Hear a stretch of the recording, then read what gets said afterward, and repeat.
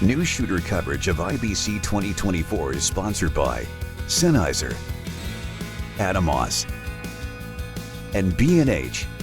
Hi, it's Matt here for Newsshooter.com at IBC 2024. I'm at the Blazar Lens booth. Now, this is a world first. It's not actually been announced yet, but this is a new series of anamorphic autofocus lenses. So tell me about them. Sure. So we've soft announced them. This is called the Apex, and I am holding the world's very first autofocus lens that is anamorphic.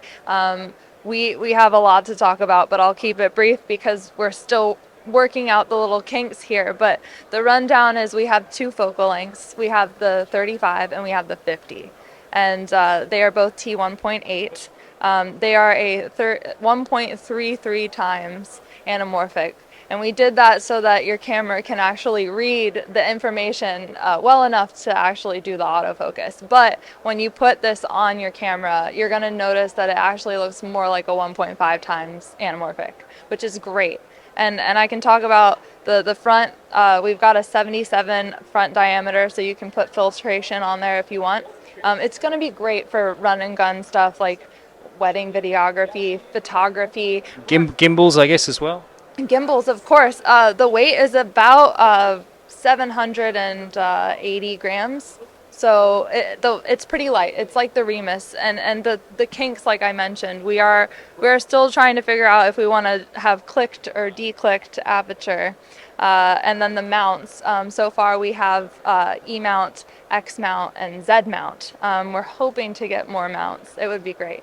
So is there a limitation there in terms of, you were talking about you made them 1.33x for the autofocus? Does it become a lot more difficult when you go to bigger squeezes? Sure. So this comes down to the camera's ability to be able to read and detect the edges. So of course, when you're working with larger compression, the edges start to get a little funky, and so the camera will actually have trouble being able to tell where the focus should be.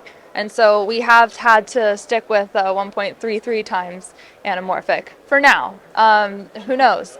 This is the world's first, so maybe after speaking with many camera manufacturers, there might be a world in which we can do a larger D-squeeze. But that's why we put barrel distortion in there, just to make it look like a 1.5. And are you hoping to have these out sometime this year or next year? What's the plan?